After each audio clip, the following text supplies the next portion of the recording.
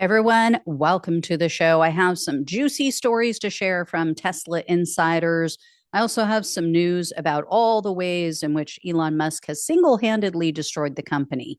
But remember, we shouldn't feel bad because Musk said, empathy is a weakness. So do not do not feel bad for him, guys. Anyway, before I share all the details, please click the subscribe button below this video. And if you like my content, please give it a thumbs up, share it with everyone you know. Those are free ways that you can really help the show. I truly, truly appreciate it. So here's the deal. Here's what all's happening with Tesla and with Elon Musk. So earlier this month, it was reported that Cybertruck sales took a nosedive. Forbes said in the first quarter of this year, just over 6,400 Cybertrucks were sold, 6,406 trucks to be exact. This is throughout the world. That is compared to 14,416 in the third quarter of 2024 and 12,991 in the fourth quarter of last year. And keep in mind, like, he is so full of it. Musk is just completely full of it. He is just like Donald Trump. He's a mini Trump. He is just a salesman. He had once estimated that Tesla was selling, or that they would sell, 250,000 Cybertrucks a year. It has never come anywhere close to that. The auto industry is now saying that the Cybertruck is one of the quote unquote biggest flops in decades. And this is just the tip of the bad news iceberg for Musk, because it was reported last week that as of March, Tesla trade-ins, so not just Cybertrucks, but Teslas in general, they had reached an all-time high in California, and they were up overall by 250%. And it's not like people are trading them in and getting another Tesla. They're going to totally different cars. And Tesla owners are definitely willing to take a loss just to distance themselves from Musk. CBS News spoke with one man, and he said he's upside down on his Tesla by about $10,000. But he said, quote, "I just became honestly disgusted by what he stands for. I'm not really like a cancel culture kind of person, but honestly, I feel kind of dirty driving it around. I definitely feel people are more aggressive towards me on the road now." So that guy is taking a $10,000 loss just to get away from Musk, just to say, I don't want any part of this person. I don't want any part of this company or this brand. No, I am not affiliated. And interest in Teslas has really dropped off substantially. As of February, online searches for new Teslas dropped to 1.8%. It was 3.3% as of November of 2024. That was the peak. So, that was right after Donald Trump was elected, and people saw that, oh, Musk is involved with Trump and this is going to be great. And so maybe I'll look into Teslas. So it was no surprise this week when Musk announced that Tesla had completely plummeted, that their profit had completely plummeted. 71% their profits dropped. So unfreaking believable. If you hadn't heard, he held a first quarter earnings call. This was on Tuesday, and he was on there with Tesla investors, and he had to deliver this bad news to them. And according to ABC News, Musk tells them that, oh, all these Tesla protests, yeah, those are just paid protesters. These are people who are, they're getting paid to do this. They're not real. They don't really hate me. They don't really hate Tesla. He told the investors on this call that the people at the Tesla dealerships who are protesting are, quote, receiving fraudulent money. No, we all hate you for free. We hate you just as you are. To quote Bridget Jones, we hate you just as you are, Musk. All for free. Doesn't take a dime to make us hate you and walk away from your brand. And then Musk also he defended his work with Doge. So he was like, oh, it was necessary. I had to do this. This is so good for the government, which let's be clear, he is not actually saving us anything. Because first of all, when you look at the fact that he said, oh, we're going to save 2 trillion. And then he walked that back and he said, oh, I'm going to save the government 1 trillion. And now he's saying it's going to be something like 150 billion. I mean, way short of what he promised. But then when you look at all of the lawsuits that the government is now having to fight, how much money Doge is costing us as taxpayers fighting all of these lawsuits. I mean, that is the biggest joke that we who don't want these cuts, we as the general public who are like, no, we don't want you to fire all these people. We don't want you to cut all these government services. And yet it's our money that is fighting to keep these cuts. It's just sick. Anyway, between all the lawsuits, between all of the things that have gone haywire that they've had to fix and people they've had to bring back, all the people that they have now who are still on the government payroll, but not doing any work. I mean, they're not saving us anything. This has been a complete and total disaster. He may have even cost us money. Anyway, so he tells them how great it is, how necessary it was.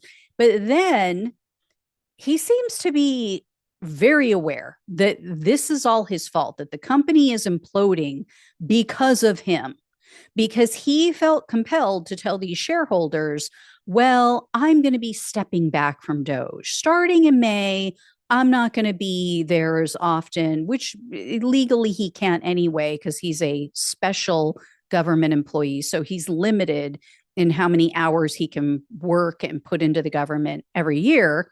Not that they actually care about the laws and the rules, but we're going to pretend like they do. Okay, for a few minutes. um, anyway, he's saying, like, as of May, I'm going to be taking a step back. I am just going to be there like maybe 1 to 2 days a week, blah, blah, blah. And he promised them that he's going to continue to advocate for lower tariffs. So, yeah. And, that part probably really irks Tesla investors because think about it. People really thought, oh, this is so smart. I'm going to align myself with Musk and I'm going to invest in Tesla because now Musk is going to have the president's ear. He is going to be, basically the real president. He's going to be there shaping policies and being able to tell Donald Trump what to do and how to do it and blah, blah, blah. And he's going to be, doling out more money to Musk and his companies. This is great. Of course, I want to get on board, right? But then Musk is completely against the tariffs, and Trump isn't listening to him.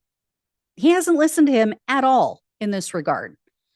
So I'm sure, there were a lot of business owners who chose to align themselves and invest in Tesla after the election because of Musk's proximity to Trump, and they have to be feeling a little let down at this point, I would think. In any case, I can't see how Tesla is ever going to make a comeback. I mean, even if Musk went back to Tesla 5 days a week, what does that do? He has destroyed the brand. There's so much brand damage done because of the way he's acted, because of how partisan he has become in aligning himself with the MAGA movement. And I mean, it doesn't make sense. It doesn't make sense for the brand. And according to a CNBC poll, 47% of respondents have a negative opinion of Tesla, and 52% have a negative view of Elon Musk. So people like the brand a little bit more than they like Musk, but not much. Only 27% have a positive view of the company, and 32% have a favorable opinion of Musk. The problem for Musk is that, and Tesla, is that people who view them in a positive light, they're not the same people who believe in climate change and who want to move towards renewable energy.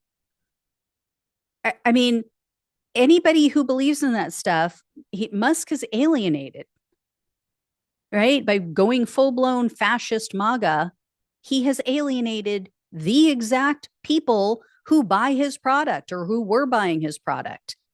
And case in point, Electric News Outlet reported pro Musk counter protesters who showed up recently at a Tesla dealership in California. You're going to love this. They surrounded the store in their trucks, their gas powered trucks, to protect this Tesla store from the Tesla takedown protesters. Electric wrote, quote, MAGA protesters surrounded a Tesla store in California with their gas trucks in what has to be the least effective counter protest ever. When you need MAGA and Proud Boys to counter protest for your brand, you know your brand is in trouble. And then they pointed out not a single MAGA counter protester who was there had a Tesla. And then they rightfully said, quote, the problem in MAGA's logic here is that their counter protest might be just as effective at deterring potential buyers as Tesla takedowns protests.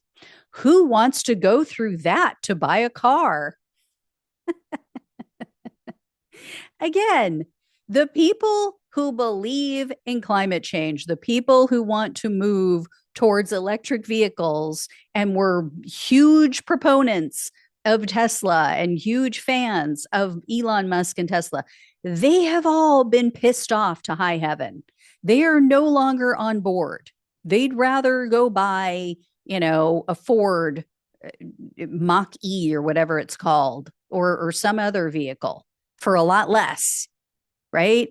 So, yeah, I mean, these people surrounding the store in their gas trucks, and probably dressed in Proud Boy gear, which is not theirs anymore, it belongs to the church. But yeah, kind of a deterrent for people who are coming to buy a car. Not the brightest bulbs, but we knew that. And then to make matters worse for Musk, whistleblowers are starting to come forward with some pretty damning stories about him and Tesla. So, another electric article said that Musk shut down an internal analysis. This was being conducted by Tesla executives. So, people in the company were doing this analysis, and they found that his plans for his Tesla robotaxis would actually lose the company money. And for those who haven't heard about these robotaxis yet, this is Musk's idea. These are self-driving taxis. He wants to sell them to traditional taxi companies, and then he wants them to pay Tesla, a portion of each fare for every ride that they give. I mean, I don't know about you guys, but I don't think I would feel safe in one of these. I don't feel safe in self-driving cars at all. Um, that's just me, right? But when you have no one behind the wheel, when it is literally just you in the back seat at the mercy of a computer driving this car, I don't know. I don't know how people feel safe with this stuff, but apparently, some people are all on board with it. Anyway, Musk's team had warned him that because of different regulatory issues in other countries, it was going to limit the profitability of these robo-taxis because other countries aren't willing to take the risk like we are here in the United States. So the executives told Musk, what you should do instead, you should focus on a more affordable vehicle. And they had already had one in mind. They had this Tesla Model 2 that they wanted him to work on. It was going to retail for $25,000. Musk completely ignored them, went with his own gut, went with his own decision. And now he's had to repeatedly push back the launch of these robotaxis for various reasons. So this has been going on for a while. Like he has been talking about these robotaxis for years. And for one reason or another, he keeps pushing back the launch and pushing back the launch. Now he's saying, oh, June. It's going to happen in June. I mean, it's kind of like, Donald Trump coming up with a health insurance program and policy, right? Or his infrastructure program that he was going to put into place in his first administration. Oh, 2 weeks, 2 weeks. It's like that scene from The Money Pit. When is the house going to be ready? 2 weeks. Anyway, there's another whistleblower who came forward recently, or I guess she had come forward a while ago, and now things have gotten more interesting because it's going to court. But this woman is a Romanian engineer. Her name is Christina Balin. She claims that Musk threatened to deport her and her entire team because she brought a safety issue to his attention. So she went and told Musk the truth that there was this issue with the brakes on the vehicles, and she was concerned about it. And so she was forced out of the company. She said that basically, not Musk, but other people from the company came to her and said, if you don't resign, we're going to make sure that your entire team is deported. So remember, he's big on bringing all these people in under H-1B visas, which are people who have specialty skills, special knowledge and skills. So she didn't want her team to be, kicked out of the country just because of her. So she left, but she left under duress. And she wrote that because they made her sign a document saying that she was stepping down. So she wrote it on the document. I am doing this only because they're forcing me to. Well, then when she went to the media with the story, Tesla accused her of stealing company resources. So she sued them for defamation. She has been battling in court. Because of arbitration rules, everything went through arbitration first. She has now gotten the court to kick it out of arbitration and say, yeah, this needs to go for an actual trial and before an actual court. So she's been battling this since 2014. And so in a recent interview, Balin said she wants her case to be heard in court, quote, to prove how vindictive this monster is. He's pure evil. He's enjoying hurting people, and you don't know about them because he's forcing everybody to give up their freedom of speech and their right to sue. So, yeah, Elon Musk is neither a genius, nor is he a good businessman or a good person. He appears to be a spoiled Nepo baby who gets off on causing other people pain. So anyway, when I hear more, I will let you know. But yeah, Tesla down. Tesla not doing good. Tesla bad. All right, guys. Thank you so much for watching and listening. Please like, please share, and subscribe. Please donate if you can. Love you all. Take care. Talk with you soon.